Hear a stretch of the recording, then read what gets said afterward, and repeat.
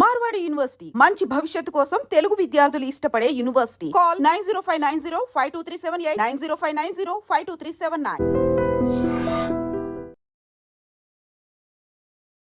నమస్కారం, welcome to I dream. ధర్మ మార్గం విత్ విజిత కార్యక్రమానికి స్వాగతం.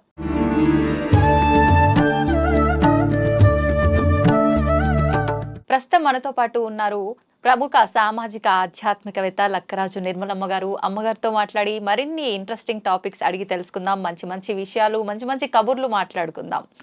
అమ్మ నమస్తే. నమస్తే మా. నమస్తే. చూడగానే లక్ష్మీదేవిని చూసినట్టు కలకల్లాడుతూ నవ్వుతూ అసలు క్వశ్చన్ ఏం అడగాలో కూడా అయ్యో, నువ్వేమని అడుకోవచ్చు, పర్వాలేదు, నువ్వేం అడిగినా చెప్తాను. మీరు ఒక్క నవ్వు నవ్వగానే కథ అంతా అలా అయిపోయింది. ఇలా నా నవ్వు అంటే నాకు గుర్తొచ్చింది. మానవ హక్కుల సంఘం చంద్రయ్య గారు ఉండేవాళ్ళు. ఏదో మీటింగ్కి నేను పిలిచాను, ఫోన్ చేశాను అంతే, నేను వెళ్ళలేదు. ఆయన ఎవరో కూడా నాకు తెలియదు. ఆయన ఫోన్ నెంబర్ తెలుసు. నేను ఫోన్ చేసి మీరు రండి సార్ అని అన్నాను. ఆయన మీటింగ్లోకి వచ్చి ఏం చెప్తానో తెలిసిన, ఆవిడ నవ్వు నన్ను ఆకర్షించింది అన్నాడు. ఆ నవ్వుతో ఆవిడ మాట్లాడే మాటలు విని నేను వచ్చాను అన్నాడు. కాబట్టి అందరికీ ఎందుకో నచ్చుతుంది నాన్న. శంకర్ నారాయణ గారు కూడా చాలా సార్లు అంటాడు, ఆవిడ మనసులో ఎన్ని కష్టాలు ఉంటాయో మాకు తెలీదు, ఇంత మెంటలీ రిటార్డెడ్ స్కూలు, ఆమె గుండెలో ఎన్ని బాధలు ఉన్నాయో మాకు, ఆమె నవ్వుతూ జీవితం హ్యాపీగా గడుపుతుంది, ఆమెంత అదృష్టవంతురాలు లేరు అంటారు. నిజంగా నా నవ్వు అందరూ అంటారు. ఆ నవ్వు మాకు ఇష్టం స్మైల్ తో అందరినీ. తెలియదు నాన్న. అడగండి ఏదో క్వశ్చన్ మరి. అదే అడుగుతా. అమ్మ, మామూలుగా మనం పూజలు చేసినప్పుడు, ఏ పూజ చేసినా కూడా లలిత సహస్రనామాలు చదివేటప్పుడైనా, ఇంకేవైనా నామాలు చదివేటప్పుడైనా ఖచ్చితంగా దానికి ముందు ఒక శ్లోకం చదివిన తర్వాతే ప్రారంభిస్తుంటాము. ఎందుకమ్మా, దాని వెనకాల ఏదైనా రీజన్ ఉందా? నాకు కూడా అర్థం కాలేదే తల్లి. నాకు చింతలపూడి ఆశ్రమం గురువు గారు మంత్రోపదేశం చేశారు. ఆయన ఒక శ్లోకం చదవమన్నాడు. హస్త్రేంద్రాననమిందు చూడవరును చేయ, ఎందుకు ఈ శ్లోకం చెప్పాడు ఈయన, శ్లోకం చదవమంటాడు ఎందుకు అని అనుకునేదాన్ని. శ్లోకం చదవను, డైరెక్ట్గా నేను జపం చేసుకుంటాను అనుకునేదాన్ని నేను. తర్వాత నేను ఈ మధ్య రీసెర్చ్ చేసినప్పుడు నాకు తెలిసింది ఏంటి నాన్న అంటే, ఎప్పుడైతే ఈ అనంత విశ్వంలో ఉన్న ఎనర్జీని మన ఎనర్జీ లెవెల్స్కి దగ్గరగా తీసుకొని వచ్చి ఆకర్షించాలి అన్నప్పుడు అదొక ఫీలింగ్తో ఇవ్వాలి. శ్లోకము, పద్యము, పాట అనేది నీకు ఒక ఫీలింగ్తో ఇస్తాం. అరుణాం కరుణా తరంగితాక్షి ధృత పాశాంకుశ పుష్ప బాణ చాపాం అణిమాది విరావృతాం మయూఖై అహమిద్యేవ భవానీ అని అన్నప్పుడు ఒక లయగా వస్తుంది కదమ్మా. శ్రీదేవి ఖడ్గమాలతి హ్రీంకారాసన గర్భితానలశికాం సౌం క్లీం కళాం బిభ్రతీం సవర్ణాంబరశోభితాం అలా వచ్చేస్తుంది. అలా మనం స్టార్ట్ చేసినప్పుడు, ఆ శ్లోకం చేసినప్పుడు దేవునికి తొందరగా ఎనర్జీ లెవెల్స్ వచ్చేస్తాయి.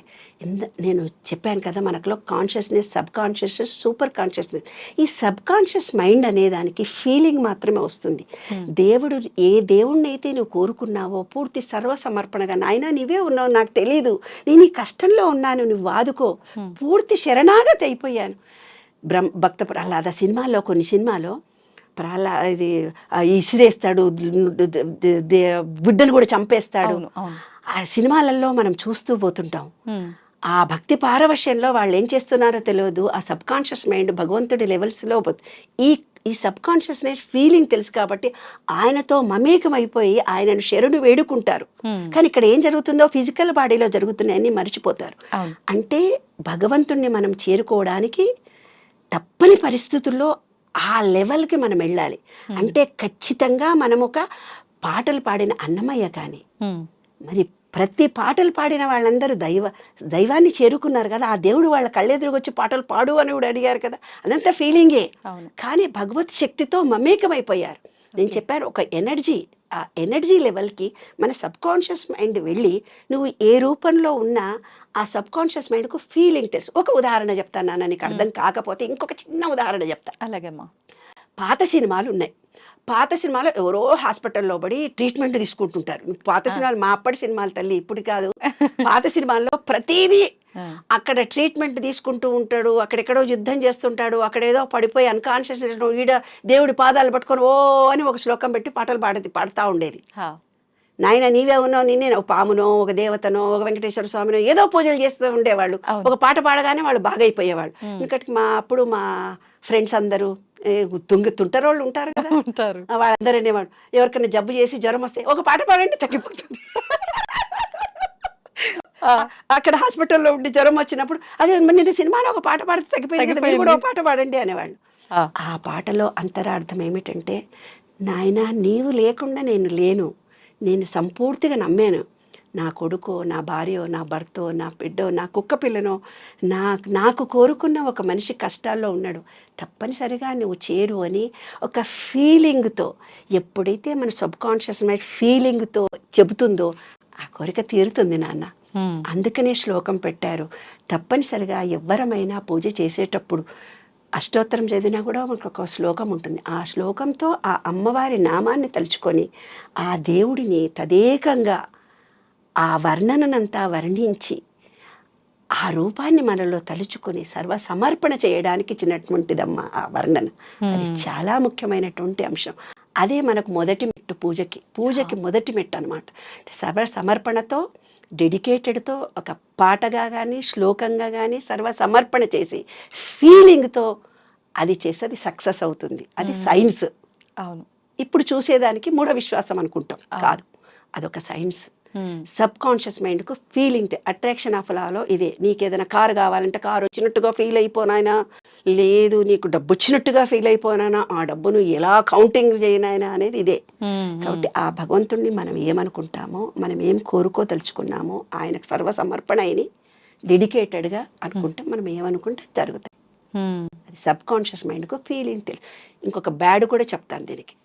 బ్యాడ్ కూడా ఉంది. బ్యాడ్ కూడా ఉంది. ఏంటమ్మా? ఒక బస్సు నీళ్ళల్లో పడి చచ్చిపోయాడు.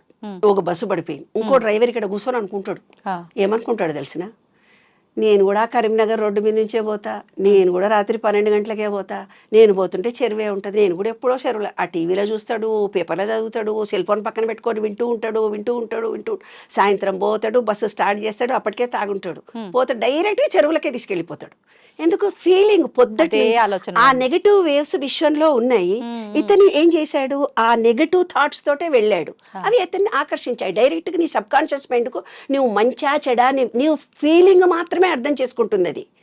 దాంతో అతను డైరెక్ట్గా, ఇంజనీరింగ్ కాలేజీ పిల్లలు నన్ను ఎప్పుడు ఇదే అడుగుతారు, ఒక హత్య కేసు మానహత్య జరిగినప్పుడు జరిగింది, ఒక కులం హత్య అక్కడెక్కడ జరిగింది, ఇక్కడ ఇంకోటి జరిగింది, ఒక బస్సు పడంగానే ఇంకోటి జరుగుతుంది, ఎందుకు అని. ఇదే అనమాట సబ్ కాన్షియస్ మైండ్కు ఫీలింగ్ తెలుసు. అందుకనే కొంతమంది అమ్మలు చాలామంది టైంపాస్గా కూర్చొని టీవీ చూస్తుంటారు. మధ్యాహ్నం అంతా కూర్చొని ఏదో సీరియల్ చూసింటారు. సీరియల్ చూసినాక ఒక అడ్వర్టైజ్మెంట్ వస్తుంది, నీ కాళ్ళు నొప్పులు అవుతాయి, నీవు యంత్రం కట్టుకుంటే బాగా అవుతుంది, ఏవో అడ్వర్టైజ్మెంట్లు వస్తుంటాయి కదా. అమ్మో నాకు కూడా కాళ్ళ నొప్పులు వస్తాయి, డాక్టర్ దగ్గర పోవాలి, కాళ్ళ నొప్పులు వచ్చినాయి అనుకుంటే ఆ రోజంతా తిరుగుతుంది. తీరా ఆమెకు అనుకోకుండా కాళ్ళు నొప్పులే వస్తే అటువంటి డాక్టర్ దగ్గరికే వెళ్తారు. అదే టైం పాస్ కూర్చొని టీవీ చూసినందుకు ఆ అడ్వర్టైజ్మెంట్ ఆమె మనసులో సబ్ కాన్షియస్ మైండ్లో రికార్డ్ అయినందుకు అది జరుగుతుంది. అమ్మ ఒకటి అడుగుతా, తప్పుగా అనుకోవద్దు. ఏం పర్లేదు తల్లి. అంటే ఇప్పుడు మనం ఏదనుకుంటే అది అయిపోతుంది. నేను ఒక కోటీశ్వరాలని కావాలి, నేను ఒక మేడ కట్టాలి, ఒక ఇల్లు కట్టాలి, లేకపోతే నేను 10 తులాలు బంగారం కొనుక్కోవాలి, నేను ఇదే అనుకుంటూ ఉన్నా. అనుకోగానే అయిపోద్దమ్మా, నాకు ఆ స్తోమత ఉండాలి. జరగదు. ఎలా జరుగుతుంది? జరుగుతాయి, జరిగే అవకాశాలు ఉన్నాయి. ఇప్పుడు నువ్వేమనుకున్నావు? ఒక పెద్ద ఇల్లు కావాలనుకున్నావు, ₹1 కోటి కావాలనుకున్నాం, నీ ఇద్దరం అనుకున్నాం. నేను ₹1 కోటి కావాలనుకున్నాను, నాకు కూడా వచ్చేసారు, మీరు కూడా అనుకున్నాం. ఇది ఎలా తెలిసిన, నిన్న ఒక వాకింగ్లో ఒక ఆయన నాకు కనపడ్డాడు. నేను విశ్వ నియమాల మీద నేను చేశాను, ఏదనుకుంటే జరుగుతుంది అని అన్నాను నేను. అంటే ఆయన ఇమీడియట్గా మా ఇంటికి వచ్చాడు. అమ్మ పుస్తకం తీసుకున్నాను నేను, మీ ఇంటికి వస్తున్నా, మీరున్నావా, ఓయూకి వచ్చావా వాకింగ్ అని అడిగాడు. రాలేదండి, వాళ్ళు ఇప్పుడే వాకింగ్ నుంచి ఇంటికి వచ్చాను అని. అయితే నేను ఇంటికి వస్తున్నానమ్మా అన్నాడు. ఒక పుస్తకం నా చేతిలో పెట్టాడు. ఆయన పేరు చెప్పకూడదు, హీఈస్ పాపులర్ ఫిగర్. ఆ పుస్తకం నా చేతిలో పెట్టిన తర్వాత మీరు ఏమనుకుంటే జరుగుతుందండి ఇవాళ అని అన్నాను. మా ఆయన ఇద్దరి నవ్వి, ఆయనకు ₹1,00,000 అప్పైనట్టు అప్పు తీరాలని అన్నాడు. తీరిపోతుందండి సాయంత్రం. ఎట్లా తీరుతాయమ్మా అన్నాడు ఆయన. అయిపోయి, నువ్వు కాదంటివి విశ్వం రికార్డ్ అయిపోయింది. నేను ఇచ్చినప్పుడు ఏసమ్మా నాకు వస్తాయని నువ్వు అనలేదు. ఆ. ఎట్లొస్తాయమ్మా అన్నవా అయిపోయా రాదు. ఆయన సాయంత్రం ఫోన్ చేశాడు, 50,000 వచ్చాయమ్మా నాకు అంటే నువ్వు వద్దని నేను అన్నందుకు సగం ఆగిపోయింది అక్కడ. కాబట్టి ఏ కోరికనన్నా నువ్వు కోరినప్పుడు ఎప్పుడో నీవు అనుకుంటావు నాకు వచ్చేదా చచ్చేదా, ఇది అనుకుంటే జరుగుతుందా, అంత డబ్బు నా దగ్గర ఎక్కడది, ఎలా వస్తుంది, పోనీ డబ్బులు వస్తాయి కష్టాలు వస్తాయి దాంతోటే గొడవలు అవుతాయి, ఇలాంటి పిచ్చి పిచ్చి నమ్మకాలు నీలో ఉన్నాయి. కాబట్టి నువ్వు కోరుకున్నావు, దాని వెనక బ్యాడింతుంది చాటంతుంది పూసల దండ అంతే. కాబట్టి నువ్వు అనుకునేదానికి నేను అనుకునేదానికి దాని వెనక ఉండే భావాలు రికార్డ్స్ ఉన్నాయి కదా, వాటి మీద ఆధారపడి ఉంటుంది నాన్న. ఈ విషయంలో 12 నియమాల్లో అదొక నియమం. ఆలోచన విధానంలో అనుకోగానే జరగవు. అంటే ఉద్యోగం రావాలంటే కనీసం అప్లికేషన్ పెట్టాలి కదా, ప్రయత్నం ఖచ్చితంగా ఉండాలి, ప్రయత్నం ఒకటి చెయ్యాలి కదా. అవునమ్మా. అలాగా నీవు కొంతమందికి దానం డబ్బులు ఇస్తే డబ్బులు వస్తాయి, ప్రేమ ఇస్తే ప్రేమ వస్తుంది. ప్రతి మనిషిని నేను అప్రిషియేషన్ చేస్తే నిన్ను అప్రిషియేషన్ చేస్తారు. మనం ఏది ఇస్తే అదే వస్తుంది బంగారు తల్లి. మనం అనుకున్నవన్నీ జరగాలంటే జరగకపోవడానికి కారణాలు మనం ఏర్పరచుకున్న భావాలు, మనం ఏర్పరచుకున్న నమ్మకాలు. ఉద్యోగం వస్తుంది పోనా నేను ఈ హెల్ప్ ఎట్లొస్తుంది అంటే అక్కడే కూర్చొని ఎందుకు ఆ మాట అన్నావో చెప్పనా, అది నీ తప్పు కూడా కాదు.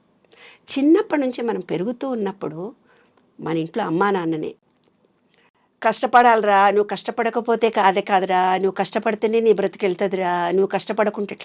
అదే ఐఏఎస్ ఆఫీసర్ ఇంట్లో పిల్లల్ని ఏమంటాడు తెలిసిన, మేమందరం ఐఏఎస్ అయినా నువ్వు కూడా ఐఏఎస్ అయిపోతావు అంటే వాడు నిజంగా ఐఏఎస్ అవుతాడు. ఎందుకు వాడు సబ్కాన్షియస్ మైండ్లో నేను ఐఏఎస్ అవుతానన్న ఫీలింగ్ చిన్నప్పటి నుంచి పడ్డది. అదే మనం మిడిల్ క్లాస్లో నువ్వు కష్టపడు అంతమంది పిల్లలలో నువ్వు ఎక్కడో ఉంటావు, నీకు చదువు రాదు మన్ను రాదు, నువ్వు ఎక్కడ పోతావు అక్కడ పోతావు అంటే ఇలాంటి నెగిటివ్ ఇచ్చి ఎదుగుతున్న మనసుని అణగదొక్కారు. ఆ భావాలతో మనం పెరుగుతున్నాం కాబట్టి మనం ఎదగటం లేదు, మనం అనుకునే జరగటం లేదు నాన్న. కాబట్టి మనం పెరిగిన వాతావరణము, మనం వేరుపరుచుకున్న భావాలు అనేవి కూడా ఈ అనుకునే జరుగుతాయా జరగవా అనేవి ఉంటాయి. అంటే నమ్మకం ఖచ్చితంగా ఉండాలి. మనం ఏదైనా అనుకుంటున్నాము అని అంటే పాజిటివ్ కల్మషం లేకుండా పాజిటివ్ వేలో ఆలోచించాలి. ఒకసారి ఆలోచించిన తర్వాత మళ్ళీ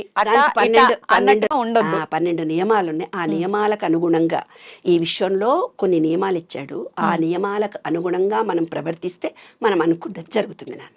ఓకే, ఈ 12 నియమాలు ఏంటో కూడా మళ్ళీ మరొక వీడియోలో మాట్లాడుకుందాం అమ్మా. ధన్యవాదాలు.